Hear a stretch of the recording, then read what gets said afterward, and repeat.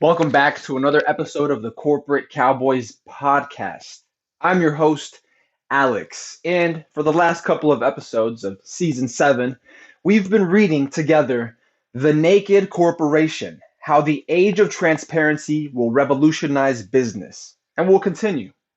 The authors of this joint are Don Tapscott and David Ticoll. It was published 2002 by Free Press. Now, we're on chapter 5. Hence, this is season 7, episode 5. Let's begin. The title of this chapter is Transparency Among Business Partners. A greengrocer just off of the Boulevard Street Saint-Germain in Paris offers a modest, very carefully displayed variety of vegetables and fruit. Behind each display is a sign listing the product's town, maybe even its farm of origin. It's quite possible that the patron knows the grower personally. Maybe he's her brother-in-law, or she herself brought the produce from a farmer in a market on the outskirts of Paris, or Paris, right, if you're French. Your local Stop and Shop doesn't offer anything like this, but it may have a decent enough selection of wines from around the world. The best labels name the estate on which the grapes were grown, fermented, and bottled. Appellation d'origine contrôlée is France's invaluable branding gift to the global wine industry. Apparently, I would venture to guess it means an appeal to the origin of control or to the controlling origin.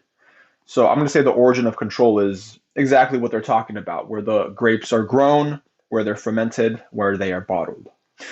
It safe vouches that what's in the bottle has the personal touch of a grower with a name and nuanced reputation. Such trustworthy transparency at the cash register seems charmingly anachronistic in a mass market world. What does anachronistic mean? Real quick. I want to get that definition down correctly. Anachronistic in a mass market world, I would venture to guess it's like from before time. Something like analog to the digital age. What does anachronistic mean? Here's the definition of anachronistic. Belonging to a period other than that being portrayed. Yeah, so it seems like otherworldly, like it doesn't fit in, like it's something not usual. It doesn't usually happen, right? Because we live in this mass market world where now relating to small farmers is somehow weird. How's that going for us now? It's fucking supply chain issues in 2023. Folks can't get meat and eggs. Pretty soon we're going to be eating lead. I mean, some folks are, right? Acute lead poisoning. You can go listen to that one. We are accustomed to hearing that a single fast food hamburger contains meat from dozens to hundreds of different cattle from several nameless ranches, or that an inkjet printer was designed on 3 continents, includes parts and materials from 4, has been assembled in 2, and was altered by 3 dozen or more companies before it plopped down at your local retailer. Country of origin product badges mask a global complex that we can only imagine. Indeed, the inkjet printer is a miracle of the global supply chain. Its efficient choreography lets Hewlett-Packard, Canon, Epson, and Lexmark profitably price these printers cheaper than many a bottle of wine. I mean, come on. Some bottles of wine, well, okay, maybe bottles of wine have gotten cheaper with the way this inflation thing is going and the fall of Rome, bread and wine. Such modern miracles still leave many in the supply chain grumpy. They continue to wrestle with the subtleties of simultaneous collaboration and competition. Retailers and vendors tussle about outmoded costs and time consuming screw ups. Brand named companies argue with their outsourced suppliers and distributors about who pays for mistakes and crossed signals. Innovators wrestle with collaboration and intellectual property issues. Employees wonder when employers will smarten up. Consumers don't trust what they buy, whether for value, health and safety, environmental, or ethical reasons. Old habits die hard. Mistrust, combativeness, and high handed buying practices characterized most supply chains in 2003. Despite vaunted progress by innovators like Walmart, Procter and Gamble, and Cisco, supply chain cheerleaders, trade association executives, academics, and consultants still find themselves pleading for more collaboration, trust, and transparency. Just a quick side note. Notice how the beginning of this episode, how the beginning of this chapter, I was kind of fumbling about with some of the pronunciation. Maybe my brain had to warm up. You see, folks, I jump into this thing. I have never read this book. We're reading it together, so you're getting an authentic, a genuine reaction and commentary to it. This ain't scripted. This is not scripted. Next subheading here: technological revolution. Despite the failures of the 1990s e-business mania, technology continues to change the way businesses work. Indeed, manufacturing, retail, and many service industries are in the midst of an information revolution that will extend transparency to the smallest, most granular business events. It's the product of auto ID technologies, radio powered microchips, even tinier than a grain of sand, that broadcast a unique serial number like a talking barcode. Side commentary, real quick. This was in 2002, fam. And notice how it was just a blip on a lot of people's radars. But now it's 2023, and motherfuckers are ready to implant that shit into their hand, into their fucking foreheads. Yeah, they're gonna be like, well, you carry one every day in your cell phone. All right, well, I know a lot of these folks would sacrifice a little bit of their liberty for a sense of convenience. And then when they become inconvenient to, I don't know, the regulators, let's call them the controllers, the developers, the cultivators, they can just turn off your microchip, and then what? You're gonna be out on the street. The most common auto ID tool will be the radio frequency identification tag, that's RFID. Once costing $50 each and currently about 5 cents to 10 cents, these smart little communicating tags will soon cost almost nothing. Now, this was 2002. Again, it says soon they will cost almost nothing. You know why? Who's manufacturing them? They probably got little slave children RFID'd already, making these RFID chips. All right. It will be good business to stick one on or in nearly any foodstuff, part, finished item, package, pallet, or container that moves through a supply chain. Also tagged will be every working object in the supply chain, from dolly cart to sorting machine to precision robot. Of course, all workers will carry auto ID tags too. I mean, this shit makes it sound like it's going to be a badge of some kind. Like they will carry them, like they will voluntarily carry them. I don't know about just voluntary, fam. Bits and atoms merge. Soon everything will be connected. Oh yeah, the Internet of Things. I don't know if you guys have ever Googled that, but that's gone over a lot of people's radars too. The Internet of Things. RFID tags aren't merely passive barcodes, it continues. They're smart and they can talk. Each contains a tiny microcomputer that exchanges information wirelessly with RFID readers in production lines, trucks, retail stores, homes, and handheld devices. A food item tag at the grocery store could tell you user-friendly personal digital assistant, your user-friendly personal digital assistant, your PDA, about its calorie and cholesterol count for dieters and diabetics, allergy reports about peanuts, organic or genetically modified content, and so on. Makes it sound like it's going to be a PDA. This is what, 2002? Did we have smartphones back then? No, I think we still did. I think we still only had PDAs. 2001. If I remember right, iPhone 3. Was it the iPhone 3 or the iPhone 2? Like the first iPhones, the first generations of iPhones were coming out around that time. They were being experimented with. But before that, folks were still carrying Blackberries and using them as personal digital assistants. Blackberries were like this standardized encrypted phone.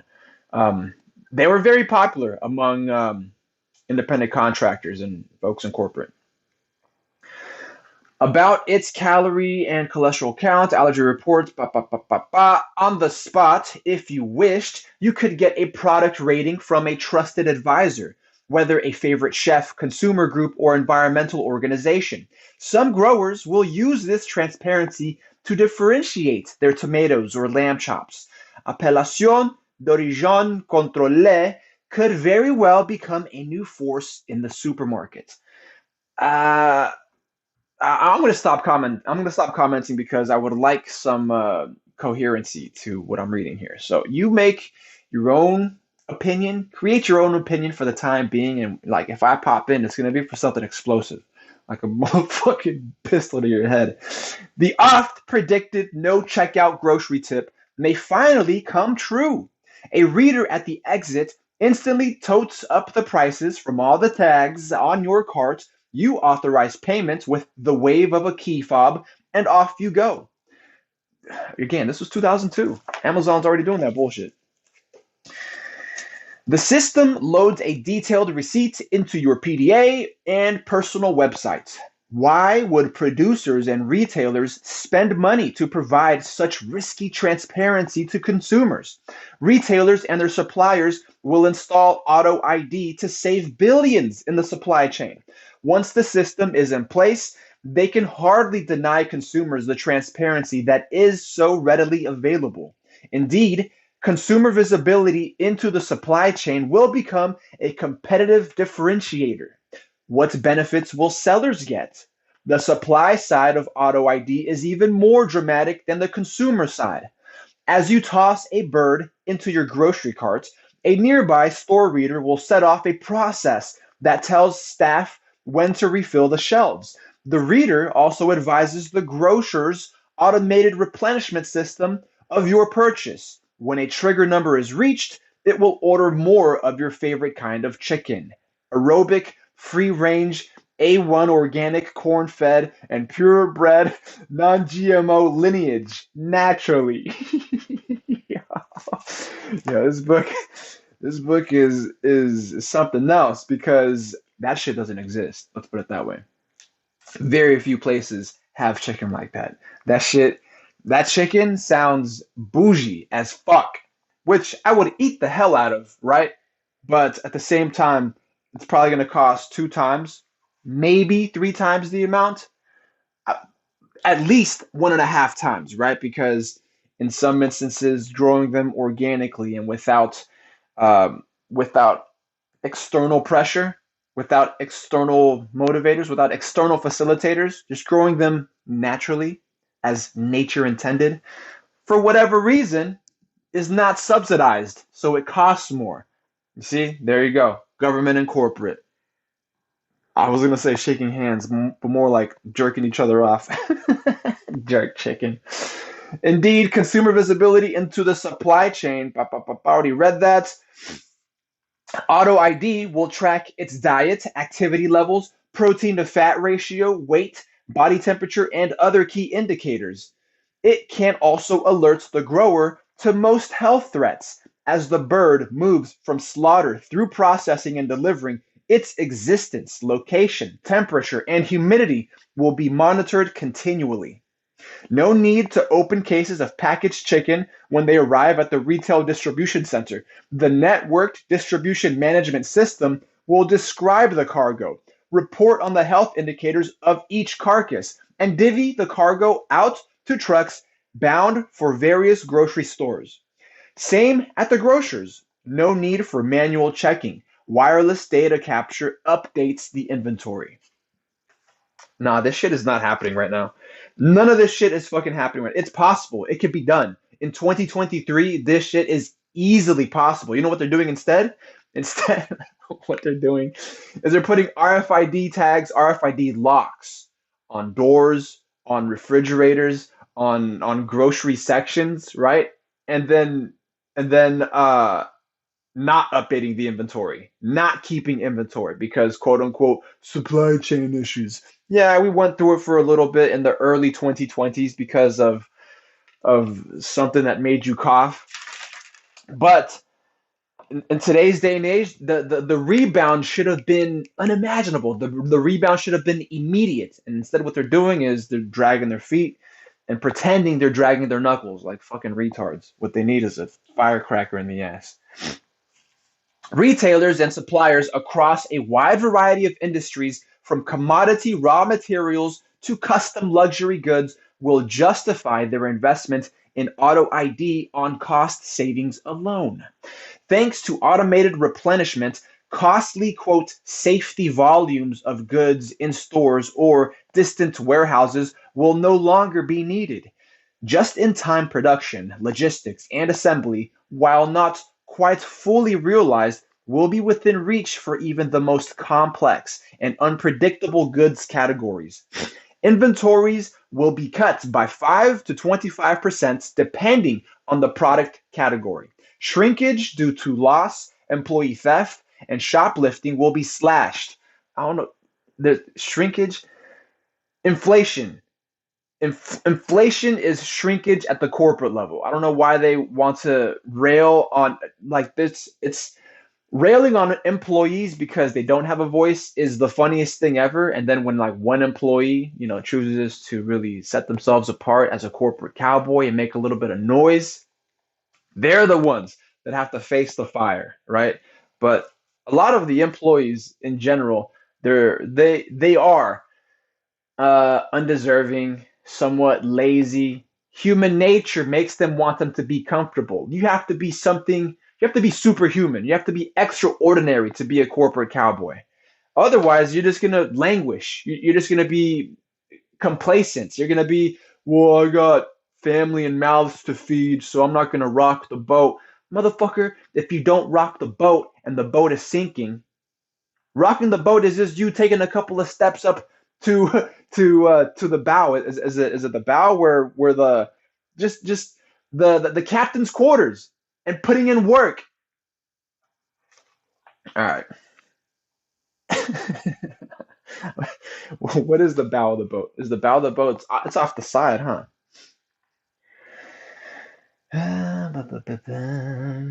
What is the bow of the boat? Because there's a bow and a stern, right? No, the bow is the front. I had that shit right.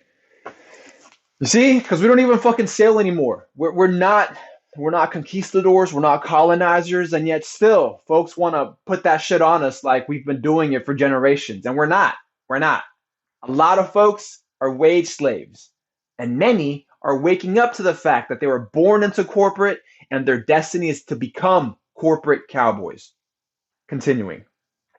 Shrinkage due to loss, employee theft, and shoplifting will be slashed.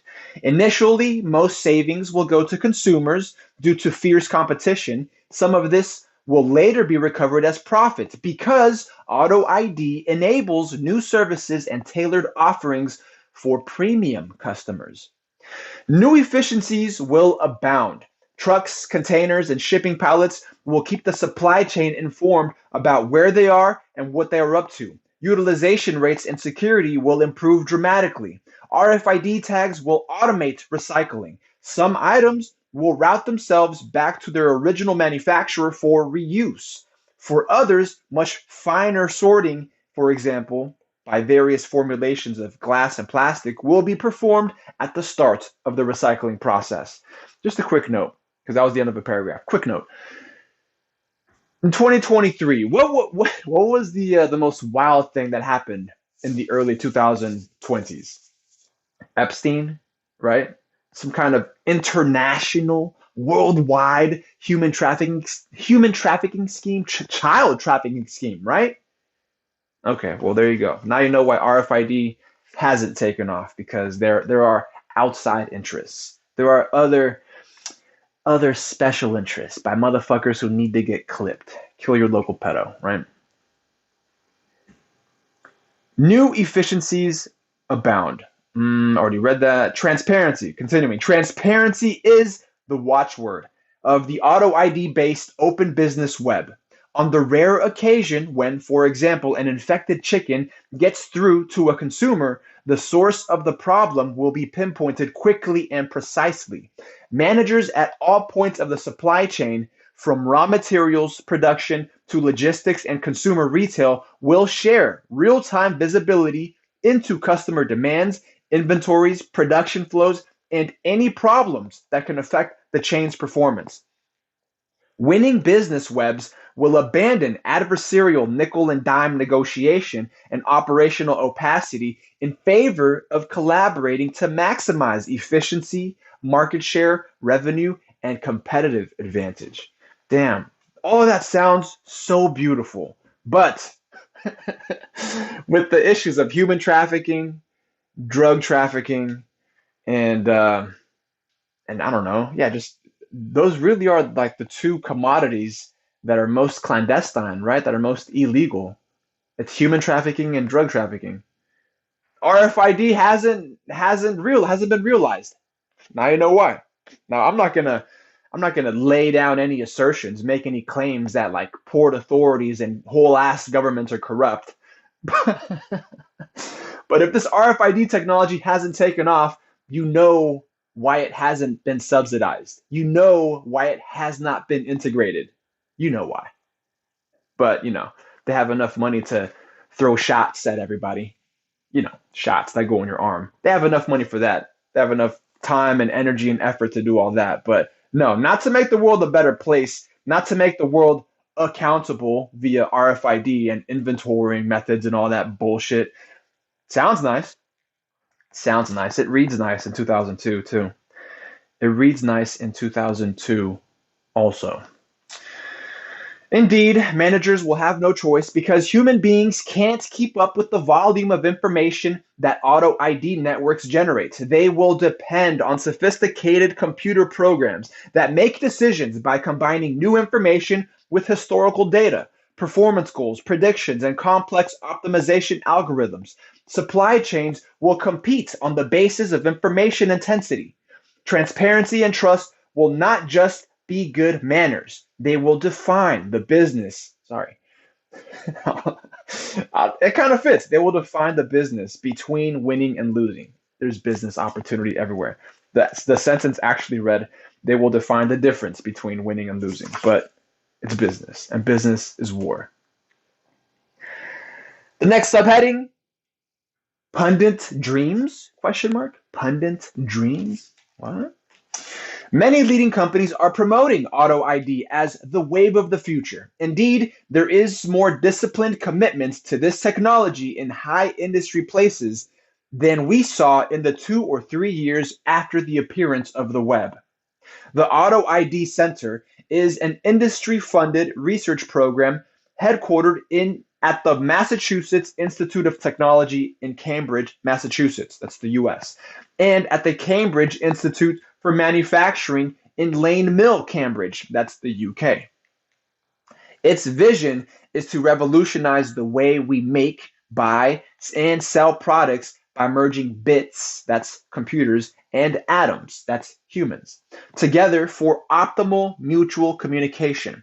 Everything will be connected in a dynamic automated supply chain that joins businesses and consumers together to benefit global commerce and the environment. Yeah, I like how they tack on the environment after. But first, global commerce. hence why these two places share the name Cambridge. Go Google that shit. You go look it up. I'm not going to become conspiratorial on this podcast. The center's sponsors include companies and government departments that would use auto ID like Canon, Coca-Cola, the US Department of Defense. Why the first two? The first two are big ass corporations. Maybe they're just throwing them together at random. No, in no particular order. Canon, Coca-Cola, the US Department of Defense, Gillette, Johnson & Johnson, Target, Tesco, and Walmart. and technology vendors like Accenture, AC Nielsen, IBM, Intel, NTT, Philips, SAP, and Sun. This initiative faces the usual hurdles of industry-wide innovation, technology standards, organizational and process change, business case development, competitive parochialism, regulatory hurdles, and sheer inertia. But the initial steps and the associated names are promising. The first here, there's a couple of points. In November 2002, Gillette announced plans to buy 500 million RFID tags for use on its razors from startup Alien Technology. The company plans to use them in stores for inventory management and theft prevention. If the shelf notices that a lot of razors have left at once, it will notify store security. And also to track products as they move from factory to supermarket. Prior to this announcement, the largest order ever for RFID tags was 30 millions for use in Star Wars toys produced by Hasbro. The second, Marks and Spencer replaced printed barcodes with RFID tags on 85 million returnable plastic food trays that suppliers deliver to its 6 distribution depots. The company will save money on printing, labor associated with attaching and reading labels, and a variety of other inefficiencies. Its goal is to displace $8.5 million per year. What is this? 85 million returnable plastic food trays. Returnable plastic food trays. I gotta go look up what Marks and Spencer is. Returnable plastic food trays. The company will save money on printing, labor associated with attaching and reading labels. Plastic food trays, are they just disposable food containers, or I don't know, they could be used in like the prison industry, right? I don't know. I don't know why I'm trying to read too deep into it. Continue reading, Alex.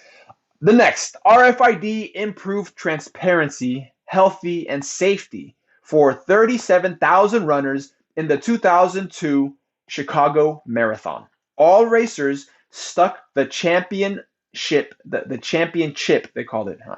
All racers stuck the champion chip RFID on their shoes, with a few readers strategically placed along the route. For the first time, the marathon could record each runner's precise start, finish, and split times.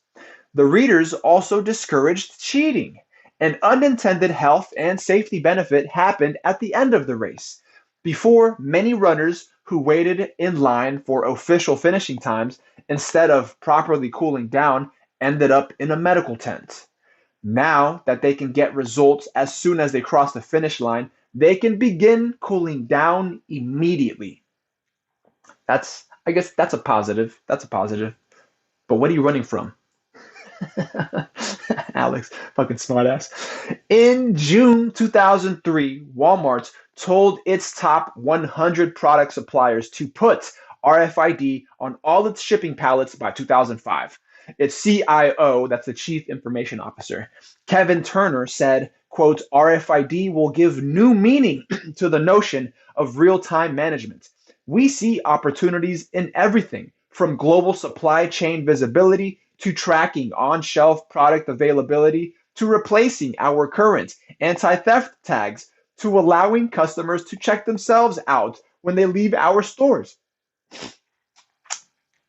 Why would I check myself out? I don't fucking work there. The transparency imperative in the supply chain is unmistakable, but this is neither your grandfather's supply chain nor your grandfather's firm.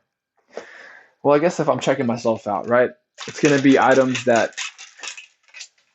might cause question, but then you could pick up small number of items at different stores and just pay cash. But just show up on a lot of cameras. I don't know. I'm just thinking operational security. The next subheading, the rise of business webs. In the beginning, by the beginning of the 20th century, Adam Smith's vision of compact, owner-operated businesses had given way to a capitalism of large-scale, vertically integrated joint stock corporations. By the beginning, see, I misenunciated that. Did you hear the tone? How I fucked that sentence up? Just the tone, like it's written correctly. I fucked it up, and then I'll cop to it. By the beginning of the 20th century, Adam Smith's vision of compact, owner operated businesses had given way to a capitalism of large scale, vertically integrated joint stock operations. These firms operated with supplier driven command control hierarchies, division of labor for mass production, lengthy planning cycles, and stable industry pecking orders. Ford Motor Company didn't just build cars, it owned rubber plantations to produce raw materials for tires and marine fleets for shipping materials on the Great Lakes. Hearst didn't just publish newspapers, he churned out newsprint from his millions of acres of pulpwood forest. IBM's most profitable products during the Great Depression were cardboard punch cards. It built and sold clocks until well into the 1970s. While big to do all corporations seemed natural in the middle of the 20th century, they run counter to a core principle of liberal economics that the open and competitive marketplace is the best source of value for money. Could Ford's private fleet outperform specialized merchant marine companies like American Steamship? If not, why did Ford enter the shipping business when it could get better, faster, and cheaper services from outside parties? Pushing the issue, isn't vertical integration eerily similar to Soviet central planning? Dun dun dun!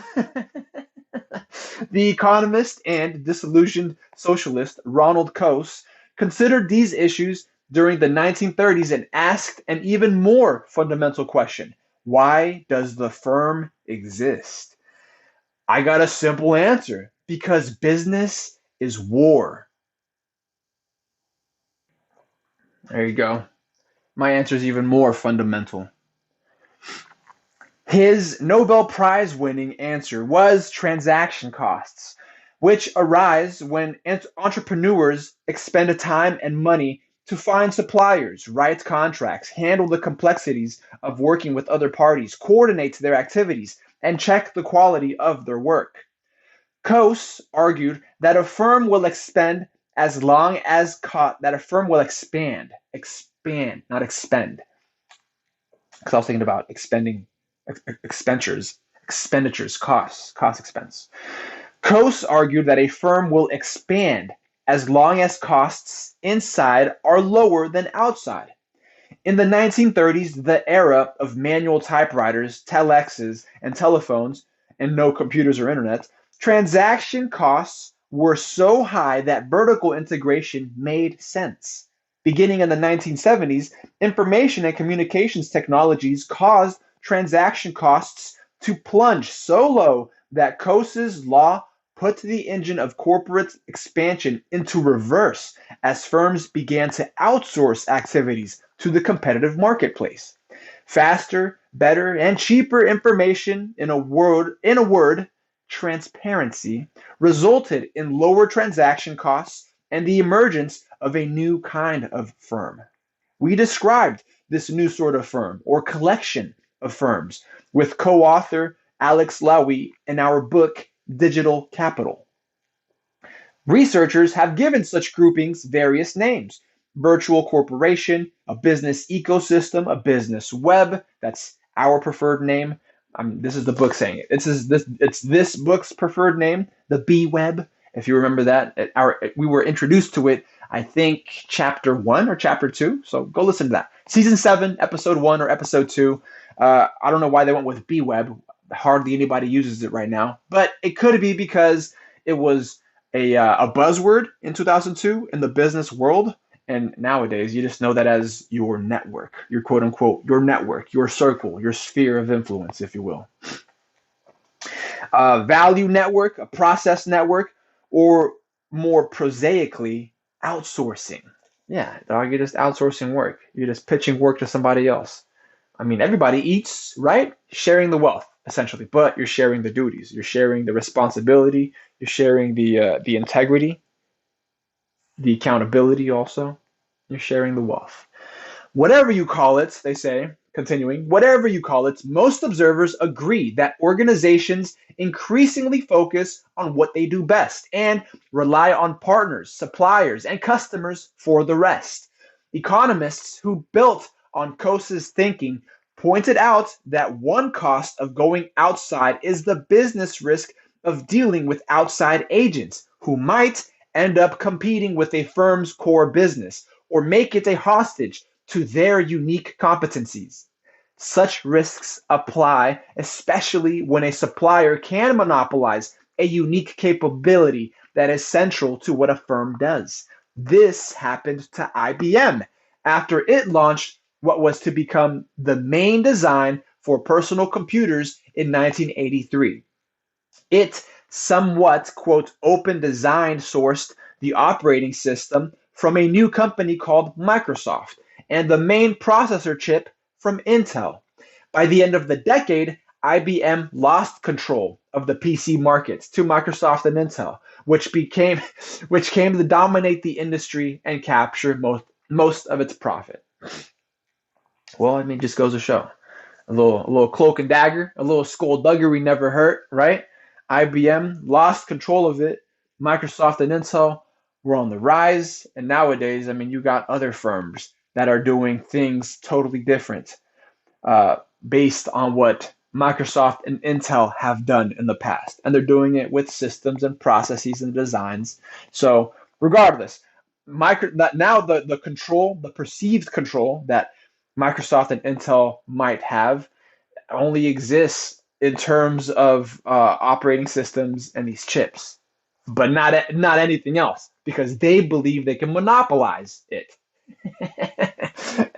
and and now they're so worried about keeping control of it. IBM might be off doing something different, right? Or they might not be. Maybe they're still licking their wounds fucking 20, 30 years later. But they might be off doing something different and specializing in something different, growing competent and potentially monopolizing something else. Such risks apply particularly in areas that are highly strategic to a company. Some might argue that strategic activities, the essence of what makes a particular firm unique and competitive, should always remain inside of the firm. But who's to say what's truly strategic? Didn't I just address that before? Yeah, you see, IBM could be doing something differently, strategically, from what Microsoft and Intel are doing now. That could potentially come back and bite Microsoft and Intel in the ass. But maybe I didn't keep track of it. Maybe in the past 20 years, something occurred that I didn't track, or it might still be in the works. You don't know. Maybe there's a corporate cowboy somewhere willing to put in a little work, do a little dirt, and put IBM back on the map. Or another firm, any other fucking firm, right? But who's to say what's truly strategic? Competitive conditions as well as the new flexibility that results from declining transaction costs can justify outsourcing just about anything. That's anything. It doesn't even have to be related to tech. It doesn't have to be related to operating systems and chips.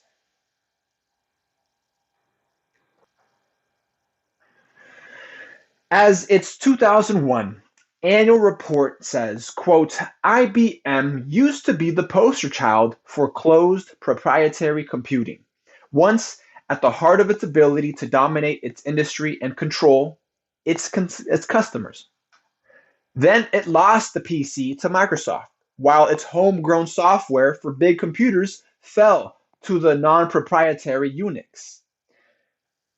Unix. Maybe I'm saying that right. After a few short years, IBM was gasping for breath. Then, under Lou Gerstner, it came to terms with these changes and the new economics of the computer industry by shifting to professional services and business software. It dumped its operating systems business in favor of Linux. Now, IBM touts an operating system produced by a business web. an industry-spanning, self-organized collection of individuals and companies, including itself, of course. If IBM can take such risks, then perhaps anything can be outsourced except strategic and operational oversight and coordination. A multi-billion dollar firm might consist a little more than a board, might consist of little more than a board of directors supported by a CEO, a CFO, and a small staff. It's true. Yeah, look at in 2020, what is it, 2023 now? 2022, 2023, look at FTX. look at, look, look at the fucking staff that work there. Woo! Business webs are everywhere, it says. Continuing. The most striking, I mean, if you're listening to this in the future, 20 years later, fucking 2043 or something, you might not remember or you might not know what FTX is about. It might just be a blip on the radar. Maybe we've already hit hyperinflation and billions of dollars are worth pennies. I don't fucking know, right? But it's funny now. If you don't get it, I'm sorry. Not really sorry. Business webs are everywhere. Continuing. The most striking are led by internet-based companies that defied the cynics and sustained huge growth with minimal physical assets and vast quantities of market partners. A quintessential example is eBay, an exchange marketplace for millions of sellers and buyers, and now a mainstream retail industry player. While its reported revenues in 2002 were $1.2 billion with a $250 million profit, its retail marketplace facilitated overall sales of $15 billion. With 4,000 employees, this means that eBay facilitated $3.75 million in auction sales per employee and got $300,000 in company revenues per employee. Compare this to Walmart with sales of $220 billion and a profit of $6.7 billion, a 3% overall profit versus eBay's 21%, and 1.3 million employees. It got $169,000 in company revenues per employee. So, per capita, right? If we're talking corporate states, corporate nations, multinational, international conglomerates, right? That have a international presence. I'm sorry, because eBay could easily just be headquartered only in the United States, but they might have branch offices in other countries, right? So, for the sake of argument, if we're talking per capita, because this is corporate war. I mean, these motherfuckers don't really have an allegiance. It's just wherever the tax cuts come from. For the most part. I mean, sometimes it's culture, sometimes it's nationality, sometimes it's some other human value, right? But for the most part, it's money. It's dinero. Per capita, eBay cleared more than Walmart. And eBay's almost solely online. Walmart just started breaking in. Like at the end of the 20 teens. So like a little bit before 2019. Just started breaking in and started using the internet to make sales and to make home deliveries. Now they're like, I want to say they're catching up, but they're not really catching up to Amazon. Amazon's facing its own issues in today's day and age with quality control, and that's just about it, quality control. But Walmart, the physical product is coming from where it might have been shelved. So it's coming out of a supply chain that Walmart has already vetted. Amazon, well, has not. All right. Business webs aren't just for specialized e-commerce firms. They are also widespread in traditional industries. Young technology companies like Cisco and Dell were early adopters of the internet to spike efficiency and innovation in their partner networks. Notoriously, neither makes much of what it sells.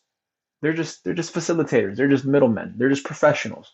I like the idea of middlemen, but I think middlemen get a bad rap for being dicks, for being assholes. Some of them for being too greedy, right?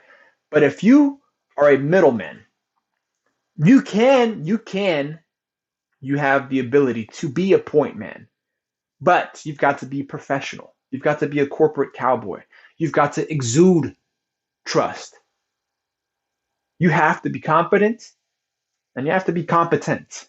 You have to know what the fuck you're doing so that you don't get knocked off because you're trying to fuck up, trying to fuck off both parties or whatever number of parties that you're dealing with. You don't want to end up clipped, man. Business is war. Business is personal. Older companies with legacies of vertical integration, continuing, have also become business web choreographers. Detroit's Big Three focus increasingly on stick handling the complexities of the car business, using business web partners for everything from design to color selection to information technology services and parts manufacturing. Daimler Chrysler even lets Magna International assemble entire vehicles. For cobbling none of the shoes it designs and sells, Nike is put down by some as a hollow brand. Walmart's logistics feats with firms such as Johnson & Johnson enable it to crush competitors like a Sherman tank. Everywhere, outsourcing is hot, spawning the exceptional growth of companies like Accenture and CGI, that's information technology and business processes. Celestica and Selectron, that's electronics manufacturing. UPS and DHL, that's logistics. And BioVail and GCI, that's clinical drug trials. BioVail and GCI. Maybe I'll look into that. Transparency, both in a, I don't know if they're still around. This is the first time I actually read about them. BioVail, I think I might have heard of.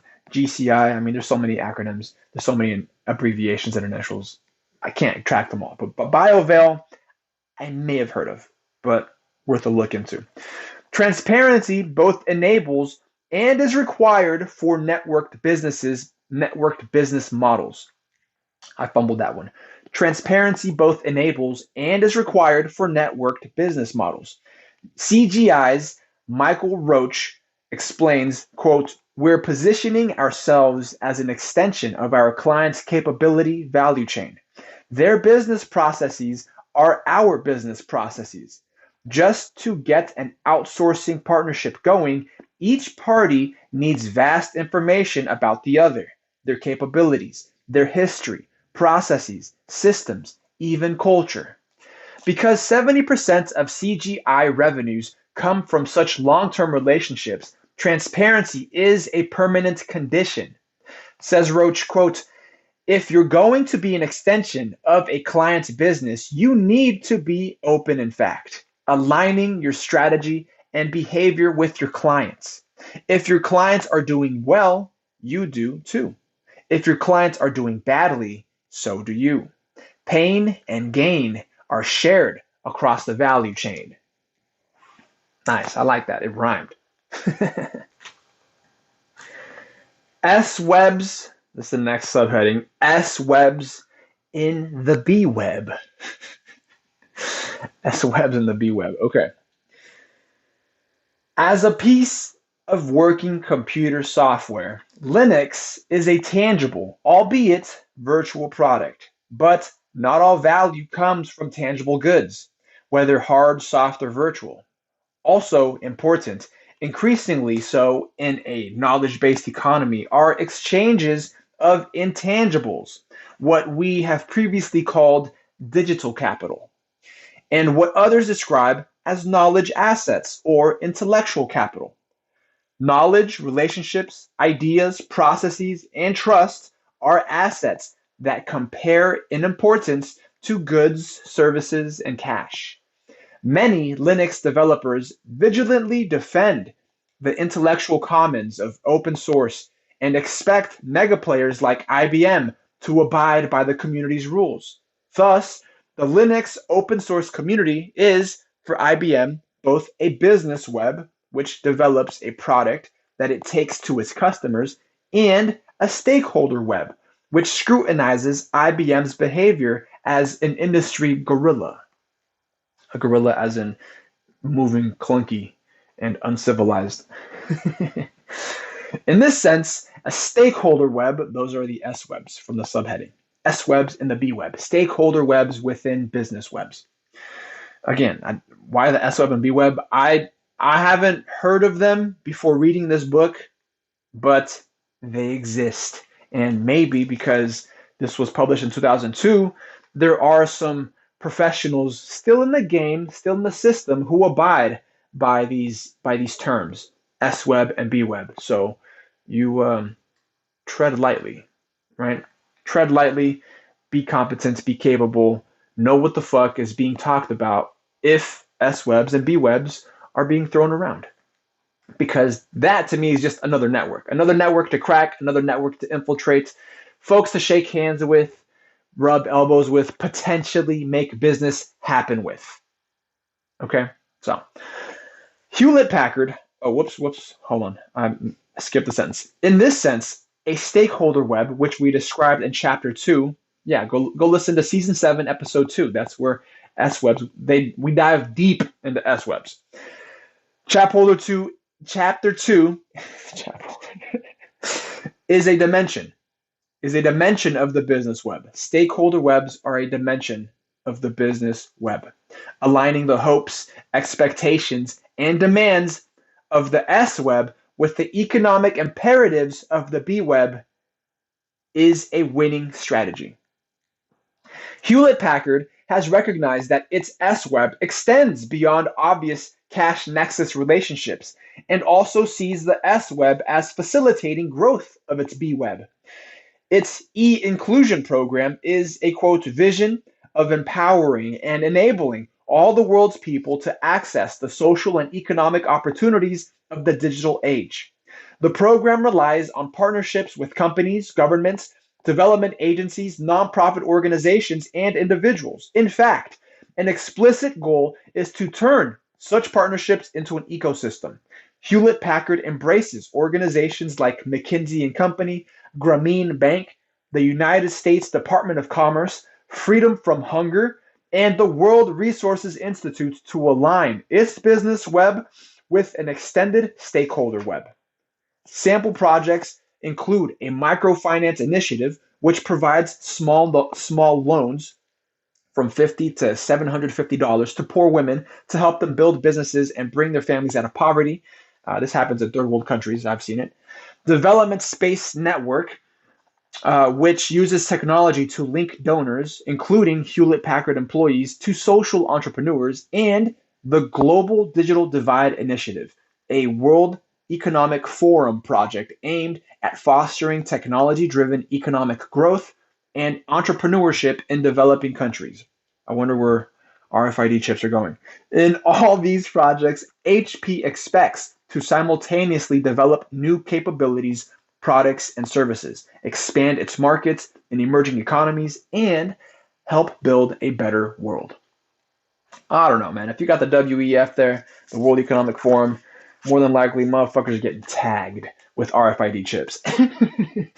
Deborah Dunn, HP's Senior Vice President of Corporate Affairs, comments, quote, "We do this for two reasons. One, to grow revenue." Oh, there you go. And the other is that we need a stable global context for our business to thrive. So wait, where are the people? One is revenue and the other is growth? Nice. Corporate. "The world has never been more unstable in the past 18 years of my career at HP. As a company, we need to be part of solving these problems." End quote. The flip side of all this is that companies should recognize that even S-Web opponents can turn around to contribute to the economic goals of the B-Web, as we describe in Chapter 6. That was Season 7, Episode 6. We're not there yet. Stay tuned. People for the Ethical Treatment of Animals, PETA, forced its agenda onto the fast food industry during the late 1990s. Some tried to ignore the organization with negative impact on their reputation and customer loyalty, while others, Burger King in particular, engaged with it to their benefit. The business web is an expensive concept, depending on the initiative or the issue. Its S-web dimension, that's dependent, of course, on transparency, can include millions of people, all sorts of stakeholders, and a vast array of issues. Okay, the next little subheading here, trust and transparency in the business web. A little subheading, the potential. Where transaction costs are low, a business web gets going more easily and performs better. Trust lowers transaction costs. Transparency boosts trust. It's like cyclical. I like that. Transparency in a business web also improves operational efficiency. This becomes apparent when companies use new techniques to wring costs out of their supply networks. So they're eliminating costs through transparency, through increased trust. They just flow more cohesive. They flow is more cohesively proper? I mean, it sounds unreal, right? It sounds surreal to move more cohesively, but they move in a more orderly fashion, more closer together. You see, I can't say more closely. So if I can't say more cohesively, what is they just move with an increased with an increase in cohesiveness. I'll put it that way. I guess I'm gonna go the long way on that and say they move with an increased cohesiveness. That is, there is less slack, there is less clearances. Why? Because they know and understand one another. They trust one another's capabilities. They trust one another's competencies. So there's just improved trust, and that makes operations more efficient, especially when you're dealing with large business networks, supply networks at that. Continuing, we do not propose a one size fits all, totally naked view of the world. As with all good things, transparency has a law of diminishing returns. Exposing proprietary trade and competitive secrets or private employee and customer data can severely damage, even destroy a company and its stakeholders. There are obvious examples. A bank should always protect the secrecy of its customers' account balances, but sometimes the right answer is less than obvious. Is it in Microsoft's interest to publish the proprietary source code of the Windows operating system? Resolving such trade offs, as we shall see, is the art of competitive strategy in a world of business webs. In the old economy, supplier relationships were routinely combative. Companies told suppliers to cut prices or lose their business. Buyers and sellers used whatever privileged knowledge they had, what economists call information asymmetries. Yeah, it's information asymmetries is where one side, and I've explained this in a previous chapter, probably season 7, episode 1, the first episode. Go listen to it. Rewind back if you are unfamiliar with information asymmetries. I go into it briefly, but I'll go into it briefly now. Information asymmetries is when one side has information of a different quantity or quality than the other. Now, it doesn't mean that they have an automatic advantage because there are information asymmetries. It's just that the information is different, and how one side chooses to capitalize on that asymmetry could lend itself to giving them an advantage. It could also disadvantage them if they don't take advantage of it in a manner that leads to, let's say, mutual gain, right? If both sides don't come away from a transaction having gained something, that means they failed to utilize their information asymmetries in a collaborative fashion. They were really positional, really adversarial. They were really going at each other's throats. They were really going for a win-lose or a lose-win situation. I mean, I stop saying I mean, right? That's just me talking to myself. Stop saying I mean. If conflict ever exists, I think alternative dispute resolution lends itself more to creating mutual gain than mutual loss. You just got to think. You just got to leverage your information asymmetries in a complementary manner. And that requires transparency. If not supplementary, at least complementary. That is transparency. And that cultivates trust. In the old company, supplier relationships, I already read that piece. Now, suppliers participate in the business web. Continuing. Competition is often business web versus business web, rather than merely firm versus firm. In these situations, suppliers function as partners rather than adversaries. Undue secrecy, win-lose negotiating, and an insistence on exclusivity become counterproductive. Did I just not? Alex, you're a fucking savage. You know that? Sometimes I gotta pat myself on the back. It's as if I can foretell what the book will provide to us next. I appreciate that I have this capability. I appreciate that I'm competent enough that I've been given this talent and I hone it on a daily basis because this is what I do for a living. This is what I do professionally as a corporate cowboy. So I gotta hand it to God, right? Continuing.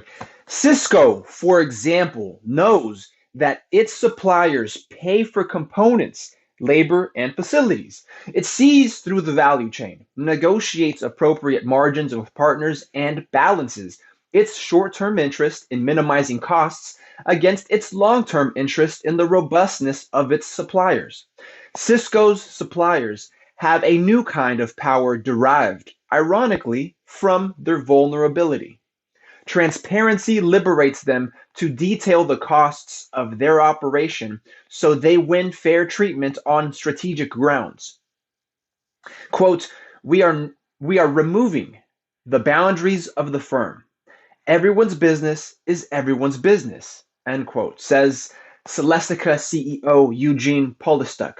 Celestica, along with its competitors like Solectron, provides contract manufacturing to Cisco and other brand name electronics companies.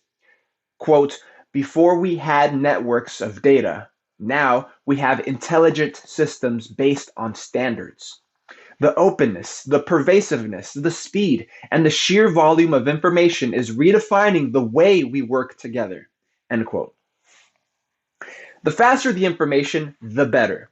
Instantaneous information about demand, special promotions, quality, availability, and any glitches that happen along the way, all enabled by next generation information systems, ensures that the right products appear at the right place at the right time, while keeping inventory to a minimum. Managers who either hide or lack information about their own firm's operations cannot manage human capital and transparent relationships within a B-web. Bill Watkins is president and chief operating officer of Seagate Technology, a company that builds hard disk storage devices for computers. It's a highly competitive business. Quote, our product cycles last 6 months to a year, but they take 2 years to develop. Price is constantly dropping and storage capacity is constantly increasing. So, to survive, it takes a culture where you can't hide problems. We don't have time for that. End quote. The company must be honest with customers when problems occur, which can be a challenge when other companies practice deception. Quote, there are always issues, but we can explain that they are issues we can control. So we say, we have a problem here, but don't panic. How do you communicate that when others have the tendency to massage data, to hide problems? Some customers will overreact. Most respond properly. In our long-term relationships, our customers know to trust us. Openness builds trust. End quote. This is the theory and potential of transparency in business webs. The reality proves the potential often enough, but not always. Subheading: The reality. United States labor productivity growth began to accelerate in 1995 in tandem with the growth of the internet. Productivity increased from an average annual growth rate in the 1.5% range to better than 2.5%. In the recession of 2002, companies tightened spending and used what economist Robert Samuelson described as Darwinian techniques to get more out of fewer employees and tighter information technology investments. The growth rate jumped to a remarkable 4.8%. Transparency and trust in the business web were critical in industries like retail and wholesale distribution, led by Walmart, semiconductors, led by Intel, and computer assembly by Dell, that enjoyed some of the biggest productivity breakthroughs. It may seem strange that trust mechanisms are only now being formalized in various industries, but the legacy among most trading partners is mistrust and concealment. But only in the 1980s, says P&G Global External Relations Officer Charlotte Otto, quote, was there a mind shift? Was there a mindset shift from thinking of retailers as a necessary evil to thinking of them as our partners? Indeed, the end quote. Indeed, Walmart's supply chain transparency in the aid of efficiency does not protect it from charges of unfair labor practices from unionists, media, and human rights proponents, while many suppliers grumble about its stubborn demands across the negotiating table. Mistrust, if not open warfare, still dominates many business to business relationships. Oh, yeah, this is corporate war. According to a 2001 cross industry survey of suppliers like Allied Signal and Monsanto, manufacturers like IBM, Steelcase, Whirlpool, etc., and retailers like Amazon, Eddie Bauer, and Walmart by the Center of Advanced Purchasing Studies. A couple of points next. First point: no one manages the entire supply chain from end to end. Second point: most respondents view supply chain management as strategic, but are cynical about efforts to make it work. They lack management support internally and influence over trading partners externally. Third point: many still operate in an adversarial mode, focused on gaining the upper hand on price or fooling competitors. Doubt and suspicion are widespread. Fourth point: most companies participate in many different supply chains. The resulting complexity is a big problem. Fifth point: managers are loath to share vital information even within their own firms, let alone with trading partners. Sixth point: tools, technology, and techniques for collaborating, sharing information, and streamlining business processes have yet to be widely adopted. Technological solutions that have been implemented are often insufficient, particularly in the absence of trust based relationships and changes in daily operations. The cynic might ask, why not? After all, if firms want trust based relationships, they can have them inside their own walls. If transaction costs are low enough to let firms procure goods and services externally, surely this doesn't mean firms should forego their negotiating power. Getting the most for your money is what a competitive marketplace is all about. Outside suppliers, and for that matter, customers, are market agents whose legitimate goal is to use information asymmetries to maximize their own self interest, making as few concessions as possible. Yeah, I mean, for the most part. And if we're talking about a hot corporate war, because I did mention there's it's a corporate war, right? But there's a difference between it being cold and it being hot. Now, if you're actively engaging one another and you're always in this sort of positional bargaining, always in this sort of positional negotiating from business to business, treating them as adversaries, treating them as competitors. You don't want to give up any ground and you want to take up as much of theirs as possible, right? Instead, instead of making the pie larger, everybody's just fighting for every last crumb. They're focused already on the crumbs when they haven't started contemplating the size of the pie. And that's why that pie analogy is different. It can be the parameters of that situation can change. The pie doesn't even exist yet, and they're already fighting for crumbs. That's the point I'm trying to get to. They haven't decided how large the pie is, the extent to which the pie can be enlarged, even, and they're already fighting for crumbs. Fucking the game up for all of us, and corporate cowboys have to regulate from the inside or from the outside. Corporate cowboys are fucking capable as fuck. Yet, whatever the industry, I'm continuing, whatever the industry, from retail to automotive to pharmaceuticals, the cards close to the chest alternative leads to the notorious bullwhip effect. Procter & Gamble executives coined the term after studying the demand for Pampers disposable diapers. Babies naturally use diapers at a steady and predictable rate, resulting in uniform retail sales trends. But retailer and distributor orders varied, and P&G's own orders to its materials officers fluctuated even more. Small events, for example, a postponed order followed by a larger order than usual, were amplified wildly as they moved up the chain. Hence the bullwhip. So, for a little bit more description, I guess, to help understand. If you didn't understand the bullwhip because I fucked up reading that paragraph, essentially, one small change at the retail level in terms of inventory, right? Consider that a flick of the wrist while you're holding a bullwhip. And that chain travels along the bullwhip. So the need for more or less inventory, by the time it reaches the end of the bullwhip, well, I mean, you have the most effect. You have the most effect. So you're either your store shelves are either out of Pampers diapers, or you are overloaded on Pampers diapers, and your back room, the stock room is fucking. You got 2 extra pallets of Pampers diapers and don't know what the fuck to do with them.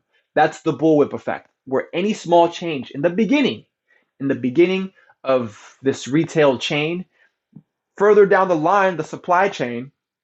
Further down the supply line, the effects are magnified. So if you could have the information be communicated instantaneously as to what the conditions are at the store level, then at the supply level, down the supply line, the changes aren't so drastic. It's as if the bullwhip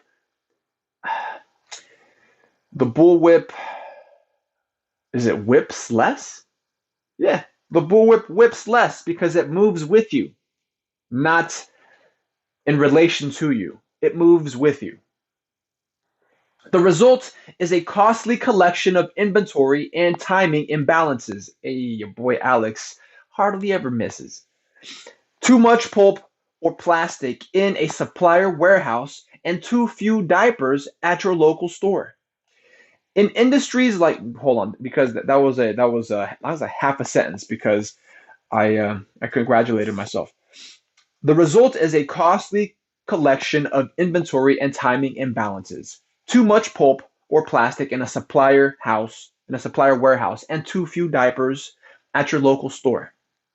In industries like diapers, where profit margins on sales are typically on the low single digits, such foul ups really stink.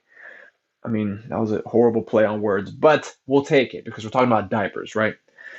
In others, like consumer electronics, where a product's entire shelf life can be 6 months, the bullwhip effect can be catastrophic. You see, if they really wanted to, they should have doubled up on the wordplay, especially with consumer electronics, because they talk about the first industry like diapers and they say fucking it up really stinks.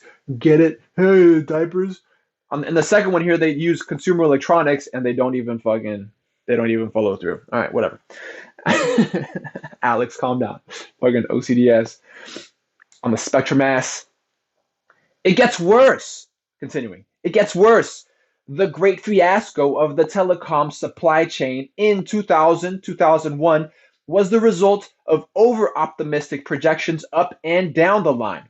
Distributors like Tech Data, Ingram Micro, and Maricel passed big forecasts to manufacturers like Cisco and Nortel, who in turn ordered more finished assemblies from suppliers like Celestica and Solectron.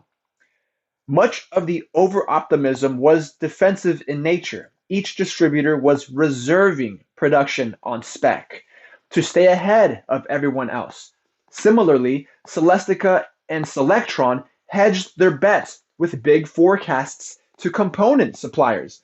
Everyone wanted to make sure they had enough goods to meet anticipated demand.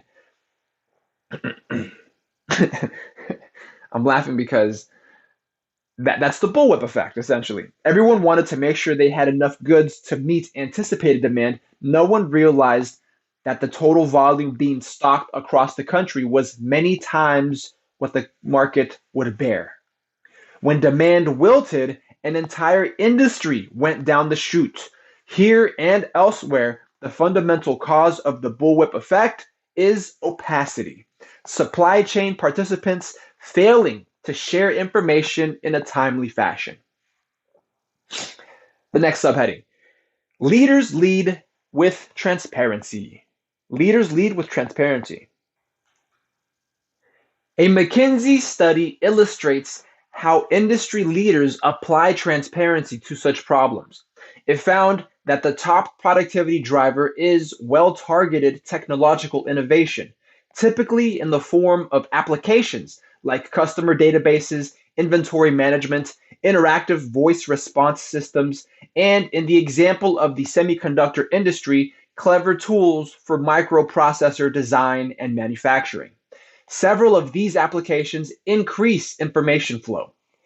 A new approach to transparent, trust-based partnering is very slowly spreading from retail to other industries. Collaborative planning, forecasting, and replenishment, CPFR as it is called, relies on three principles. The first, the process focuses on consumer demand and value chain success rather than on the parochial interests of individual participants. Two, trading partners jointly develop a single shared forecast that they use to plan activities across the supply chain. All parties are accountable for the defining terms of a transparently shared forecast. Nice, I like that. That sounds moist. I like that. Three, all parties commit to the forecast by sharing the risks entitled in removing constraints, such as access to current sales, information, or advice on changes in market conditions. Shared accountability for transparency strengthens short-term performance and long-term trust. I like that. The reason I say moist is because the more moist business transactions are, the less blood money you need. the more elbow grease participants put in the work, the more work they actually put in, the less blood money you need. So you make of that what you will. With transparency in place, retailers can confidently tackle other areas of productivity improvement. One is more precise merchandise planning that enables them to have the right product on the right shelf at the right time. Another is revenue management, which lets them set list and sale prices with precision. Major players use sophisticated software for both merchandising planning and revenue management, but all these are for naught if the B-web falls. But all these are for naught if the B-web falls victim to the bullwhip effect. Without trust and transparency, retail performance can be iffy. However, only a handful of companies are succeeding with CPFR. Most retailers don't want to tip their competitors to next week's Pampers promotion, so they play it close to the chest, while Walmart beats them on volume with everyday low pricing.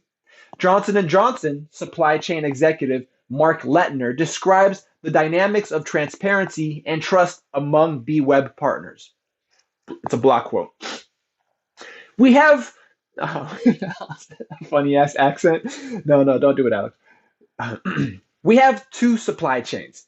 The most elaborate, sophisticated, and heavily invested in the supply chain for direct materials, things that go into the finished product. The end objective is for everyone along the supply chain to understand the end unit forecast, how the product is going into the market to mitigate their risk. We share scheduling and forecast information with them. They share quality, sometimes cost information with us. All this is essential to support a flow of continuous daily supplier deliveries rather than the old approach of once a month deliveries. For indirect materials, that's carpets, chairs, construction, information technology, that make up 2/3 of what we buy, we are looking for the supplier to provide that product and add some value, like installing the carpets and setting up the computer drops. There, the level of sophistication and control is lower. Not crude, but we share much less tactical information. I get it. As as the product or the service becomes more labor intensive, the information shared, I think naturally, it doesn't even have to be tactically, naturally is going to drop off some. It's going to scale down a little bit. Why? Because as it becomes labor intensive, you have more participation, more human participation, more hands in the kitchen, if that makes sense. So while the communication um, might be not as qualified, it can be more. It's more quantified because you have more factors. You have human uh, more human factors. Yeah, you've added more variables. So the information that's going to be shared, it's going to be um, if they are not all on the same page and sharing information instantaneously. I mean, there's only two ways it can go about it, right? There's only two ways to go about it. It's either being shared instantaneously, or there's going to be some lag time between one another, between the agents, because of the increase in variables that are not technological, variables that are not computers, that are not, I don't know, AI, not linked together, talking instantly. Transparency changes the dynamics of price negotiations. Is this still a block quote? Yeah, this is still a block quote. And this is coming from, reminder, from Mark Lettner. He's a supply chain executive of Johnson & Johnson. Transparency changes the dynamics of price negotiations. The last thing we want, I should have done this in an accent. The last thing we want is our suppliers not making money. And the J&J Credo says our suppliers should have an opportunity to make a profit. In the ideal negotiation, we all know what it costs, or should cost, a supplier to deliver something based on historical information, experts, and so on. And we negotiate price based on that. Reverse auctions help us get even clearer on what is the lowest price a supplier can afford. I'd rather pay 8 cents more in profit rather than have a supplier bury it in a supposed cost structure. Transparency essentially, I messed that one up. Transparency, especially with direct material suppliers, goes much deeper into supporting a group of special relationships. That was another little subheading. Transparency, especially with direct materials suppliers, goes much deeper into supporting a group of special relationships. The word partnership is overused. This is still a block quote, mind you. Less than 100 of our 30,000 plus suppliers, I would say, are true partners. But where we have these partnerships, we might review forecasts, clinical research, such as new claims we are trying to develop for a medication, even advertising. We're trying to get them excited about our business. The next little subheading in this block quote, it also helps motivate a courageous company to help raise the quality of competition across its industry. And Mr. Mark Lettner continues, we will use any expertise we have, including process expertise, technology, and so on, to help a key supplier be successful. Because if they aren't successful, we won't be successful. What really makes us happy is when we take what we've taught them and they go off and market it elsewhere, even to our competitors. Because at the end of the day, we don't compete on price or a particular packaging or technique, but on our ability to execute. Yo, that sounds gangster as fuck, man. That sounds so G. And that was the end of the block quote. That was a good ending too. Okay, we could tell. The rest continues. We could tell similar stories about transparency leaders in other industries. Companies like Southwest Airlines, General Electric, Charles Schwab, Federal Express, and not surprising when you think about it, the U.S. military. Typically, these organizations have achieved lopsided advantages relative to their competition, whether on price or innovation, and sometimes on both, by focusing especially on real-time information systems that deliver up-to-date news and decision-making support to anyone in the business web who needs it, using their knowledge to be demanding of their suppliers on quality and price performance. They also typically do the most to help their suppliers succeed. Once present, such advantages become mission critical. For winners, transparency is increasingly a matter of survival. The next subheading, standard fittings. Standard fittings. A special kind of transparency reduces the likelihood of the trauma that IBM endured during the 1980s when it lost control over the PC marketplace to Microsoft and Intel. This is the transparency that open standards make possible. Open standards are nothing new. They have been part of industrial society since its inception. The humble electric plug is a perfect example. You can buy any electric appliance with the confidence that it plugs into and runs on any standard wall socket. No one owns the rules for making electric plugs or designing electric products that use them. In the United States, Underwriters Laboratories, that's UL, an independent non-for-profit organization, tests and certifies the safety of electric products. When the electrical code changes, for example, with the rise of three-pronged grounded plugs, they change for everyone. No company controls the three-pronged design.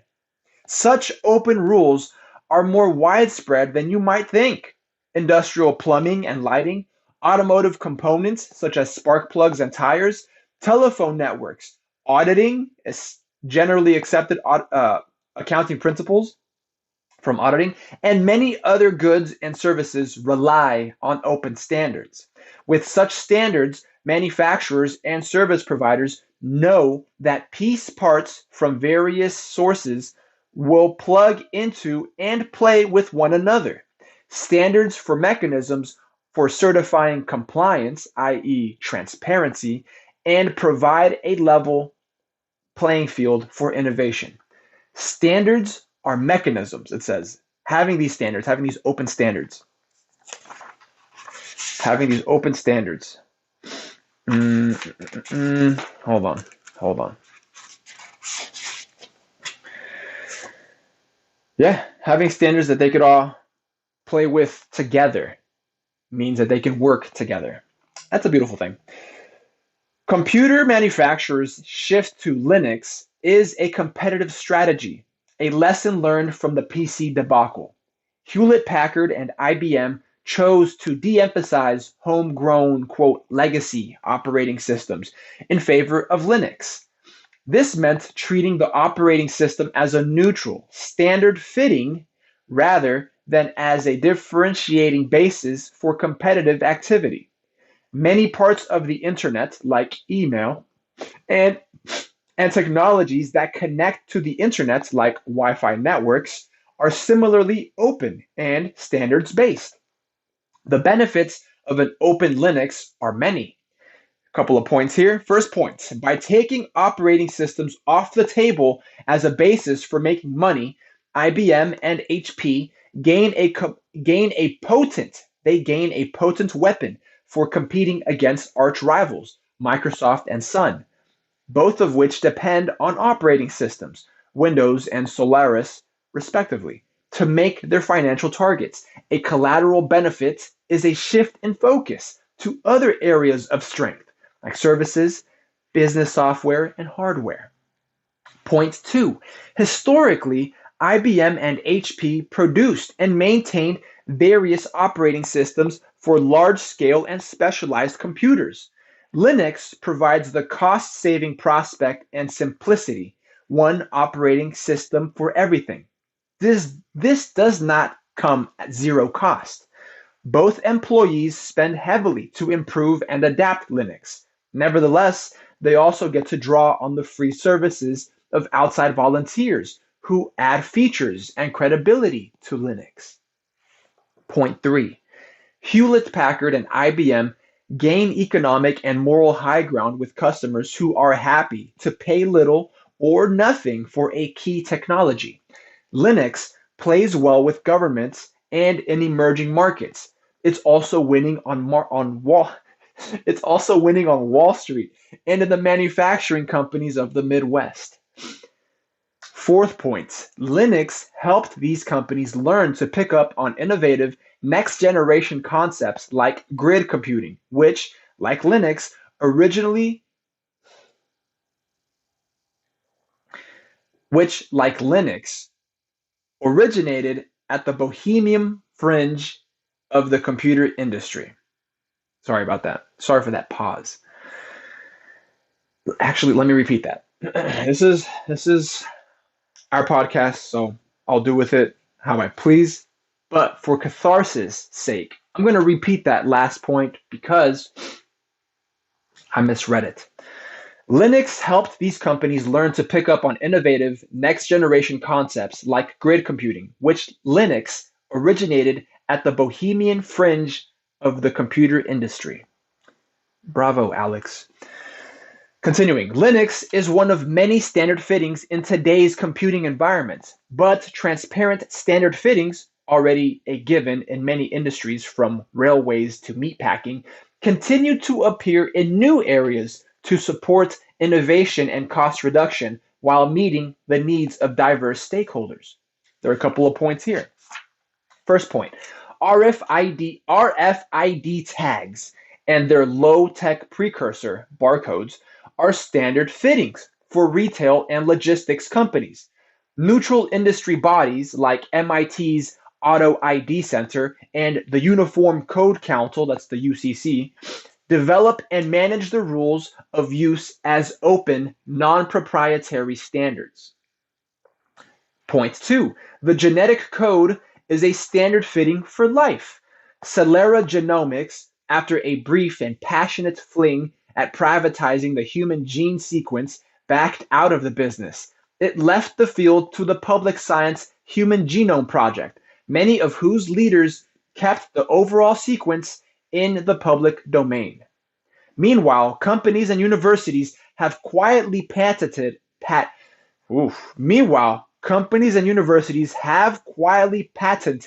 many individual human genes. Sounds retarded. The US Patent and Trademark Office has a backlog of thousands of new gene patent applications. Should genes be patentable? I don't think so. But if they are, shit, that's the playing field we're playing on. That's the playing field we have to bet on. That's the playing field we have to make moves in. Corporate Cowboys, baby. Gotta adapt. Adapt and survive. Only the fittest survive. Point three. Fundamental to the entire economy are rules about money, the standard fitting of commerce. Though the underlying dynamics may be difficult to fathom, key assumptions, exchange and interest rates, are usually well known and set throughout an ultimately visible process. Central banks, like the Federal Reserve, set interest rates, while currency exchange rates set by traders in an open market are known to all. Firms support transparent and shared ownership of standard fittings when they see a business case. IBM puts its market and brainpower behind Linux for competitive reasons. Walmart and P&G back RFID because lean high performers like them will be best at gaining competitive advantage in the industry-wide initiative. Defeat caused Celera's retreat. Unable to make money from the genome, the company shifted to pharmaceuticals. So profit motive kept them out of patenting genes, huh? Next subheading is peer production. That's P-E-E-R production, peer production. So what your peers produce. Peer production. The examples we've been discussing all illustrate a special and powerful kind of production mechanism, one whose continuing vitality depends on transparency in the intellectual commons. We tend to think of production and supply chains as being either inside an individual firm or the result of marketplace transactions. In either case, hierarchically managed by a boss or a buyer.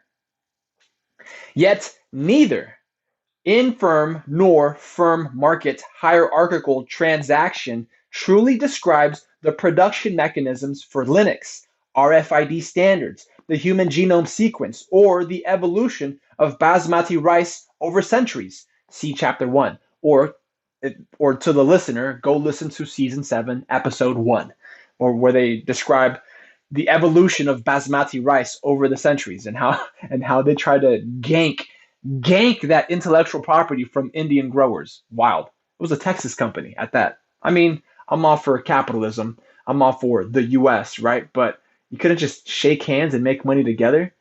God damn, look at California making deals with China. in all these cases, a self-organizing, transparent, and trust-based cooperative mechanism is at work, whereby individuals and businesses carve out pieces of a problem, work on them a bit, and contribute the results to a larger, more or less self-managing group. Out of the agglomeration and integration of these individual contributions, a new outcome takes shape. Linux, a complex industrial quality operating system, may be the most striking, but it is neither the only nor the most recent example of what some call peer production, in quotes, peer production. We described such models in Digital Capital, their book, as the alliance form of business web. Peer production. Now I'm wondering if it's what your peer produces or it's you producing your peers and your peers producing one another. Ooh, sounds symbiotic, sounds synthetic. I like it. Alliance production is especially good for knowledge endeavors, particularly collective innovation and the social arts like jazz and multiplayer games. Alliances often produce better results than hierarchies or markets, especially when a project is broken into modules to be worked by several or many peer individuals or companies. Why? Alliances draw on the varied capabilities to be found among a self-selecting collection of contributors, rather than assign a task to someone because it's that person's job or because of a contract. People select themselves on the basis of their belief in their own suitability for the task at hand. Woo! Sounds like some corporate cowboy shit. I like that. Peer production. Okay. Then peers assess each contribution for adoption into the larger whole on the basis of merit, only after the contributor produces it. I like that. I really do. Does stockholder web work for us? as a new bit of business jargon? No. I just straight up said no because I mean it's just networks. It's networks. Why are they stockholder webs? Why are they business webs? It's just networks. And these networks have individualized names. They have names of groups. They have group names. They don't have general names. Maybe I'm now becoming too granular with it where like I've seen the general name. It's a business web or a stockholder web and um I'm just diving deeper. I'm not satisfied with just the generalized term and I'm digging deeper into actual networks, which is again along the lines of a corporate cowboy, but I shouldn't jump the gun, so to speak, too quick. I know using guns is a forte, but it should be a last resort. I mean, go listen to I think it's season 4 off the top of my head. Nah, it's not coming to me. But it's somewhere in season 4 where it should be your last resort to jump the gun, right? And you should only be, pulling triggers, squeezing triggers as a last resort. But a stockholder web, a business web, as generalized names, okay, they pass. But then these networks have group names and group identities. That's the shit you want to drill on. Does this chunk of Linux code really do the trick? Is this gene sequence description scientifically credible? Do we agree on how to use RFIDs to describe the contents of a shopping cart? Such mechanisms can only work if information flows transparently and relationships embellish trust. Peer production is especially useful when creativity and collaboration are at a premium. With the technology revolution, information has become a readily available factor of production. Unlike physical resources like machines and electricity, knowledge and culture have the unique property of being non-rival. The use value of knowledge, a pop tune, a piece of computer software, a new way to manage inventory in a retail store, is not diminished when it is shared. In other words, knowledge doesn't wear out. Shit, you would think it does.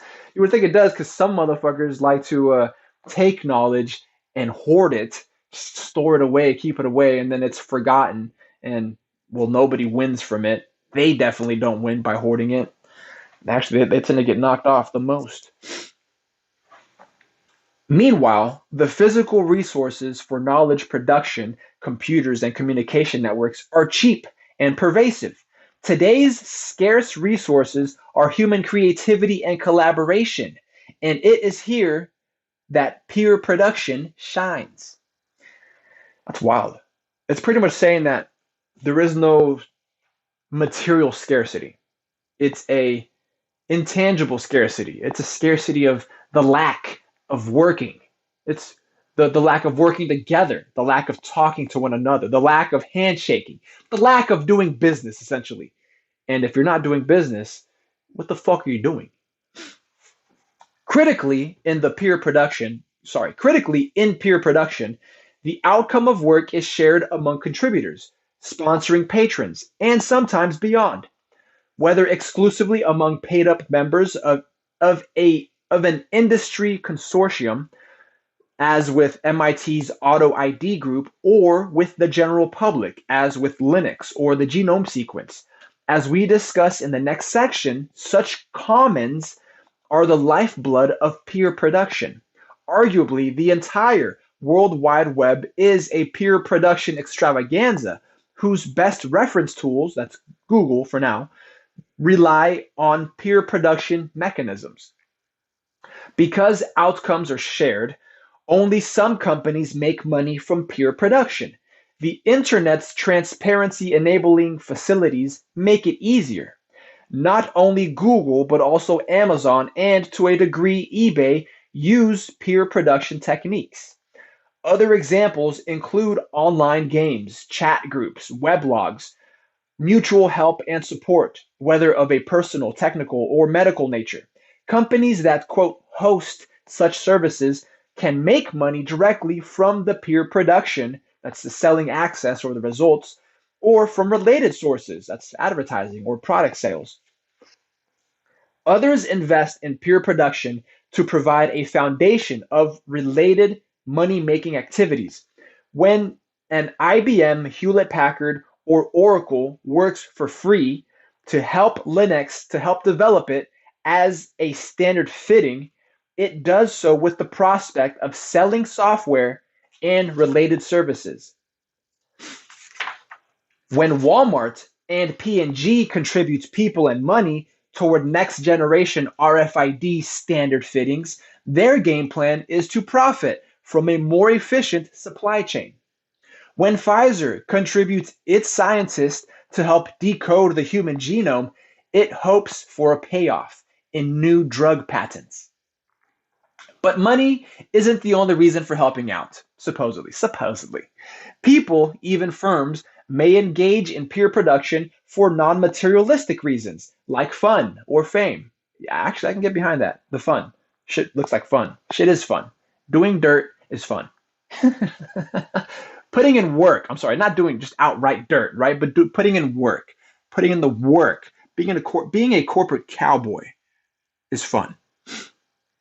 Often, that is enough, especially if the activity is part time and doesn't interfere with necessary materialistic pursuits. Yeah, like making money, like doing business. You're having fun doing it.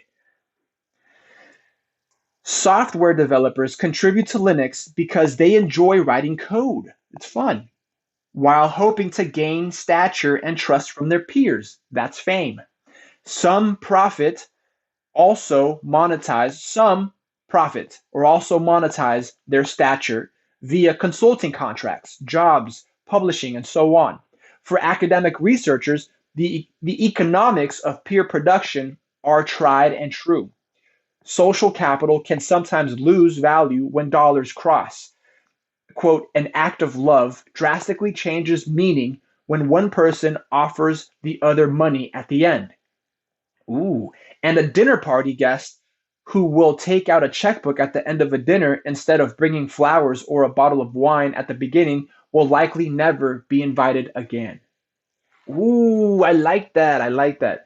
What's exciting is that mainly because of the internet's pervasiveness as a transparent collaboration tool, peer production is on the increase. Our main examples, Linux and the Human Genome Project, are among the most powerful. Linus Torvalds, originator and leader of the Linux initiative, says that without the internet, a self-organizing motley crew of hackers from around the world could not have created an industrial strength operating system to challenge Microsoft and gain the allegiance of IBM and Hewlett Packard. Dr. Eric Lander, director of MIT's Center for Genome Research, told us that the internet chopped many years off the Human Genome Project. It's the power of communication, baby. The next subheading, transparency in the commons. Alliance peer production depends on trusting and sharing. When you freely contribute your best, you must be confident that it will not be stolen or used against you. You must have full use of the outputs. Free writing must be rare. Evaluation and integration of your and others' inputs must be fair and effective. Reciprocity engenders trust.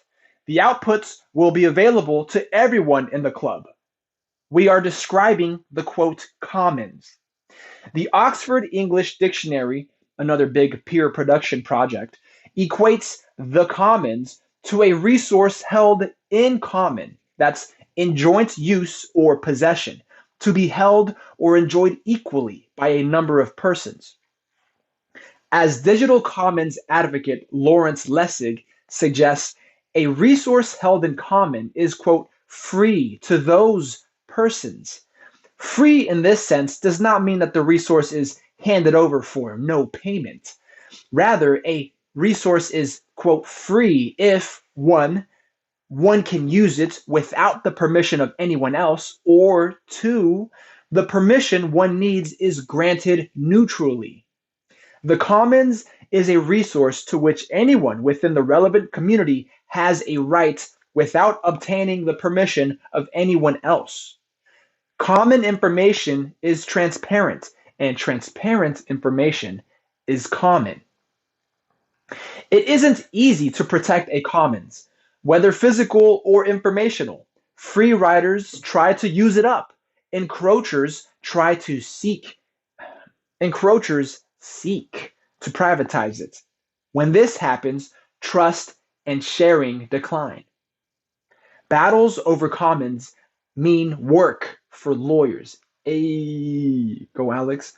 Linux and other open source software find protection in a special copyright that all their users must sign, called the public, no, called the General Public License, the GPL.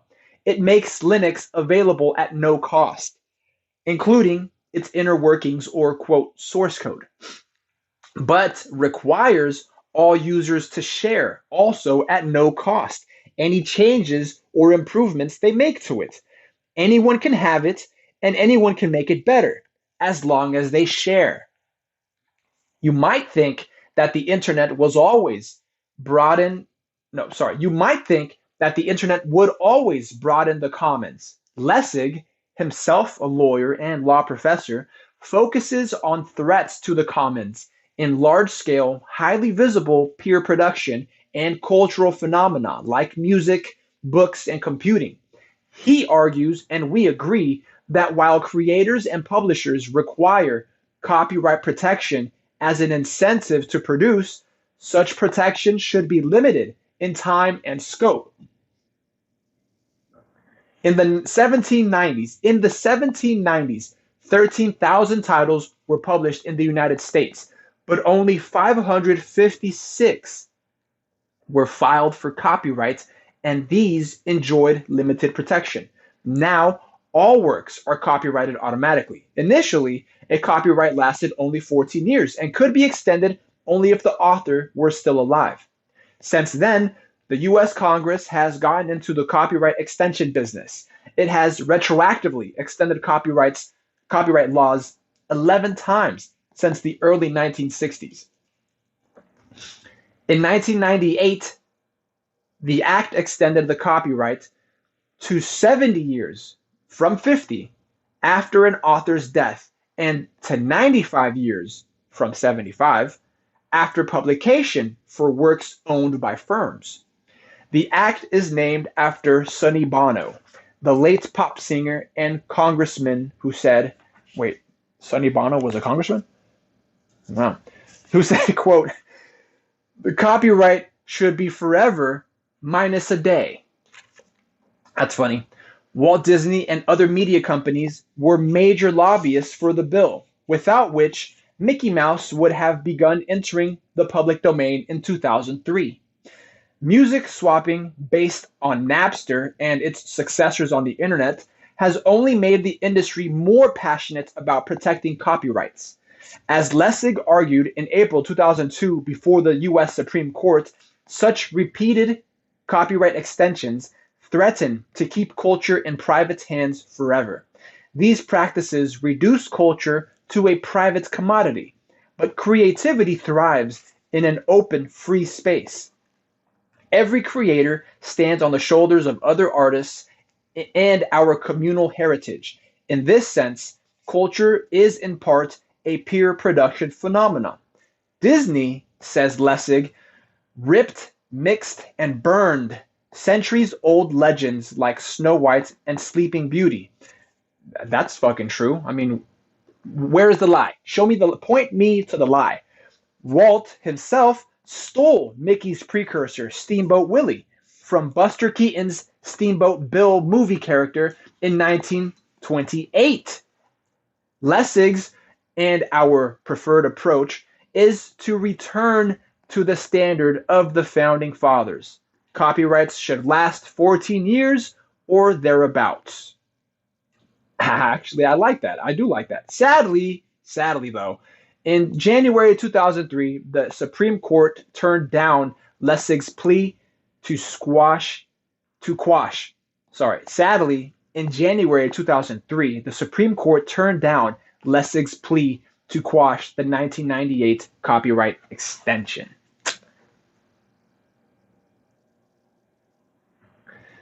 Such problems are not limited to pop music and movies. The U.S. Patent and Trademark Office has been issuing patents for naturally occurring human gene sequences since 1980.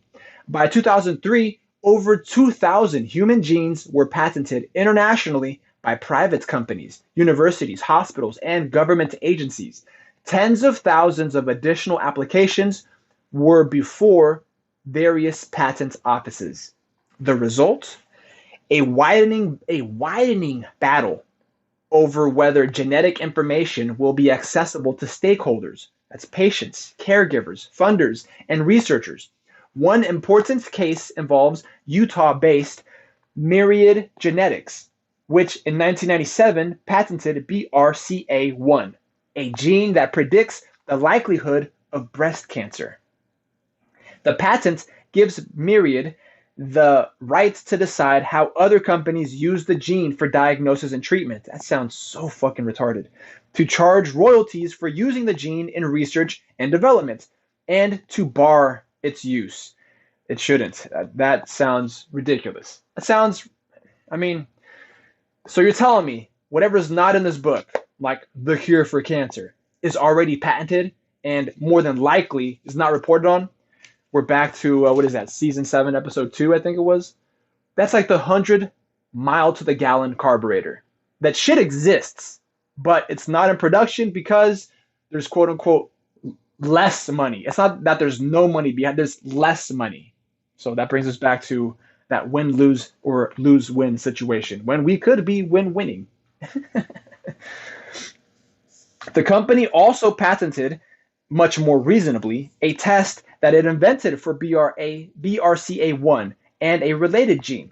It actively enforces a near monopoly on breast cancer tests that rely on the gene and dictates terms to academics who want to do new research and develop new treatments.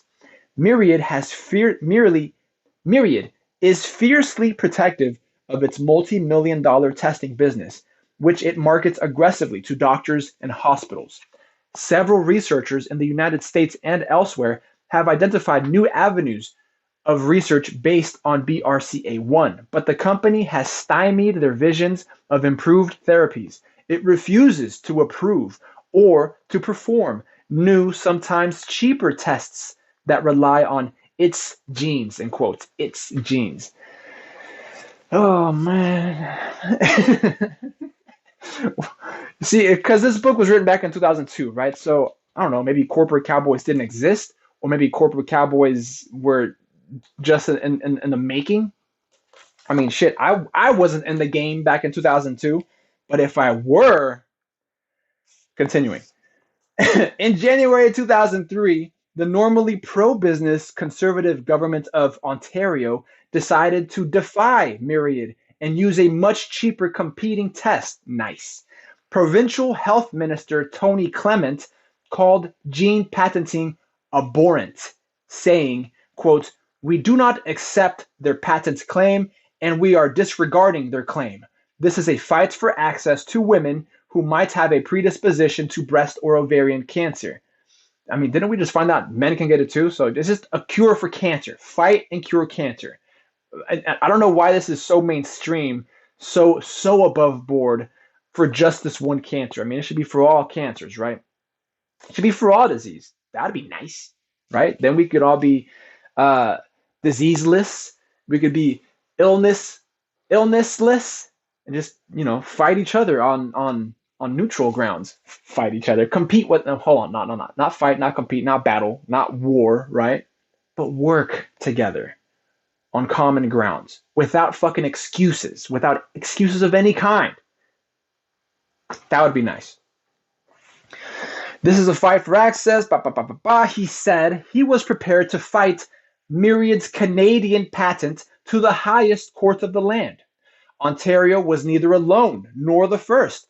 Challenges to Myriad's European patents began in 2001. How could this happen, you may ask? How can any company gain patent rights over the genetic code of the human body, the defining essence of our common heritage.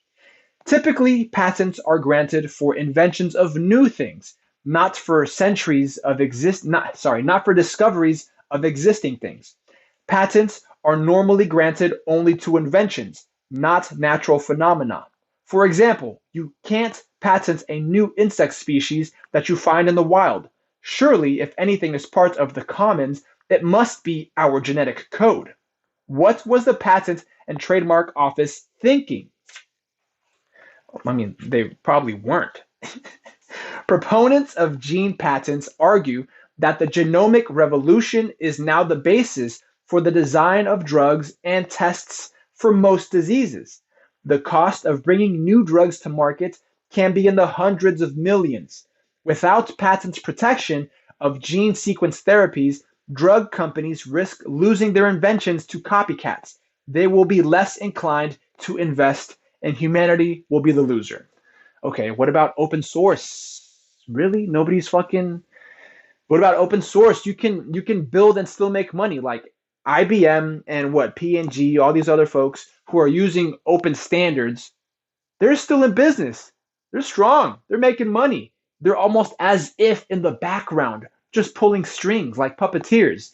But no, instead, these drug companies want to go millions into debt, millions into investment, almost as if a forced investment, and then they want to claim we have all of these sunken costs. What if we don't make a dime off of it? What if we don't recuperate what we've invested into it? When you then share this burden of the investment with everyone else through open source, you don't have to worry about that. The money just comes to you. Fucking retards. To receive a patent, the invention must be novel, non-obvious, and useful. Drugs and tests meet this standard, but genes? Initially, the Patent and Trademark Office was fairly quick and cooperative in granting patents. It justified the decision to treat gene sequences as inventions because their proponents synthesized the sequences separately from their presence in the genome strand. Also, well, then it's the same thing. It's just a reproduction of something natural, right? It There's nothing special about it until you actually create or mutate the gene. The base gene, it should not be patentable. Sorry, I'm going off on a rant, on a tangent. Continuing. Until the late 1990s, isolating a gene was slow, expensive, manual test tube work. Myriad spent millions to isolate BRCA1. I bet you it didn't. A dollar says it. A dollar says it did. A dollar says it doctored a lot of its reports and documents and balance sheets.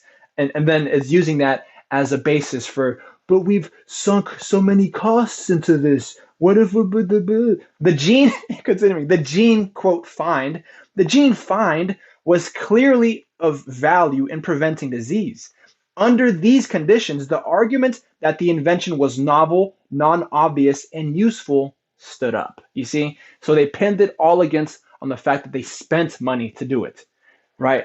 Instead of taking it like a fucking champ, rolling with the punches, and innovating, doing it moving as you go, or as they say in the Bay, doing that shit moving, right? Instead of doing it moving and being a fucking hustler, being an innovator in the space, instead you become a salty bitch. However, thanks to technology, all this has changed, right?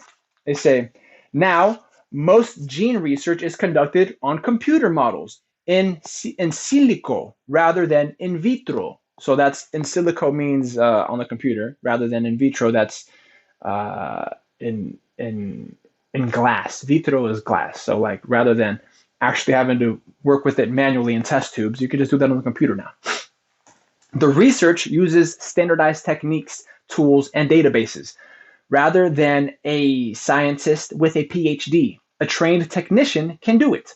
A gene sequence is no longer a non-obvious novelty. It does not require big investments. Many, if not most, applications in front of the patent offices are defensive in nature. The applicants don't necessarily know the functions of the purported sequence, nor can they explain how the patent will be made useful. Believe it or not, most human genetic information is useless junk. That's not true. Go ahead, try to remove that shit. See if you become useless. Oh shit. But the more patents a company owns, the more likely it is to own some useful ones, while fewer useful patents will go to competitors. It's just becoming a fucking a gold rush, essentially a gold rush, uh, and gold in itself is a renewable resource, right? Gold in itself is a renewable, like it's a non-exhaustible resource at that, because I mean, if you exhaust gold, you kill yourself. But it's renewable in the sense that you can reuse it. It's it's as if non-depletable. Oh shit! It's just a different. This is a different paradigm of thinking. That's all. It's just a different. Like gold has value, but I don't know. Maybe because it's so shiny, motherfuckers are drawn to it just for its luster, and and then you get wars from it. Like, but they don't know what the fuck they want to do with this power, right? It's they see gold, they see power, they want it, and then when they have it, they don't know what the fuck to do with it except hoard it. They don't know how to use it. They don't know how to share it, how to spread it, how to distribute it. Even they aren't managers, they aren't leaders, they aren't bosses. They are only bitches. All right, I'm gonna take it easy here because I mean we only have like a page and a half left. So continuing. The problem is that, as the myriad example illustrates, rather than promote innovation and the cost-effective delivery of healthcare services, gene patents retard innovation and increase costs to patients and providers. Gene patents are a force for opacity. I like the use of the word retard there because they're retarded. Research by Mildred Cho, a bioethicist at Stanford University, shows that patents of gene sequences deter new research and the design of new clinical tests. The other research reveals that growing numbers of university scientists engage in knowledge hoarding, concealing or slowing the publication of their research results. Research results. Even worse is the threat of a patent in the form of a patent application. Cho comments, quote, the number of people who are affected by an existing patent is smaller than those who might be affected by a future patent because there are more unknowns. When a gene sequence becomes frozen due to a patent application, other researchers tend to await the outcome of the application before working with the sequence. This is a future detriment to innovation. Thanks to the 1990 Bayh-Dole Act, which gave U.S. universities the rights to hold patents, the industrialization of academia is replacing open science. We're targeting academia now. The corporate war extends to education. I love it. One analysis of this problem, published in the Journal of the American Medical Association, presents it as essentially a transparency issue. The quote, it's a block quote. Openness in the sharing of research results is a powerful ideal in modern science. Communalism, the shared ownership and free exchange of research results and approaches, is a fundamental norm underlying the social structure of science. Such sharing is critical to the advancement of science, for without it, researchers unknowingly build on something less than the total accumulation of scientific knowledge, and scientific work is slowed by problems for which solutions already exist but are unavailable. The power of the ideal of openness is reflected in the following quotation by Albert Einstein, inscribed on his statue in front of the headquarters of the National Academy of Sciences. And that's another quote. The right to search for truth implies also a duty. One must not conceal any part of what one has recognized to be true. And we see all kinds of concealment today, right? With it's 2023, dysmorphic motherfuckers are concealing themselves, are concealing the truth from themselves. That's funny as fuck.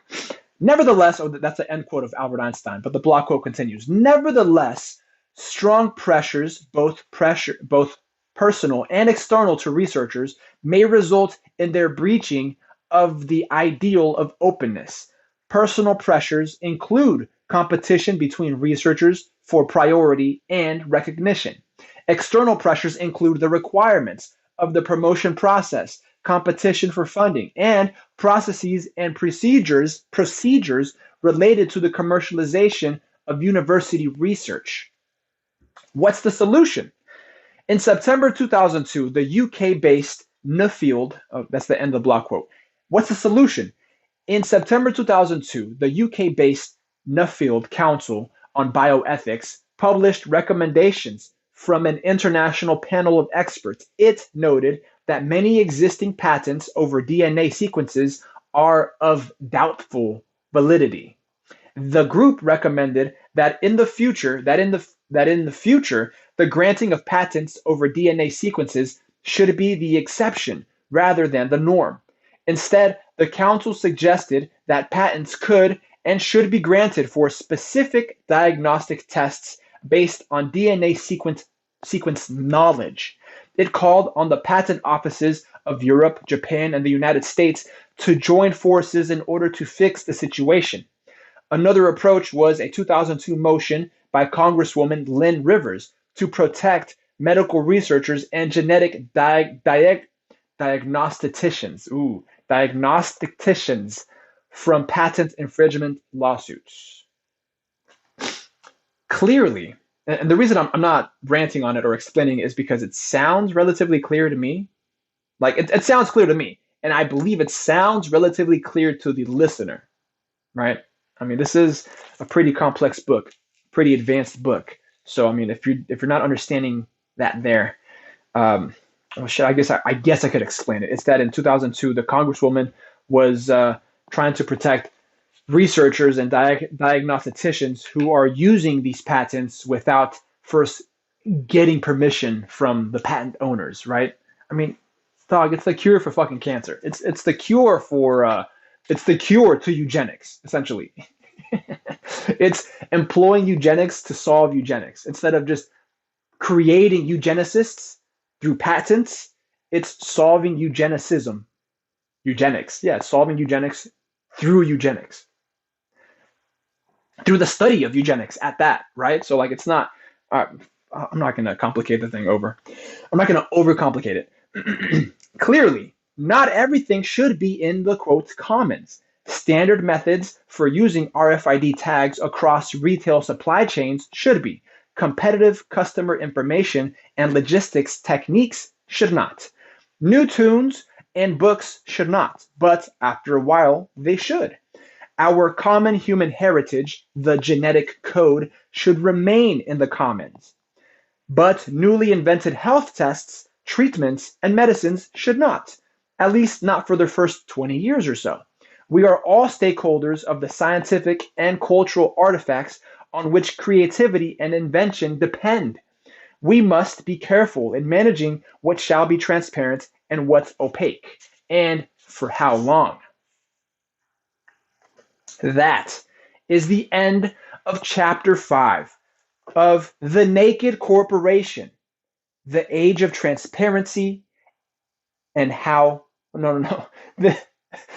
The end of Chapter 5. So The Naked Corporation, How the Age of Transparency will Revolutionize Business. I was about to say The Age of Transparency and How it will Revolutionize Business, but, I'm just, I guess, retitling the book. Don't do that, Alex, because there's a copyright infringement. Thank you very much for joining us on this episode of the Corporate Cowboys Podcast. My name is Alex, yours truly. I will catch you next time. Take care.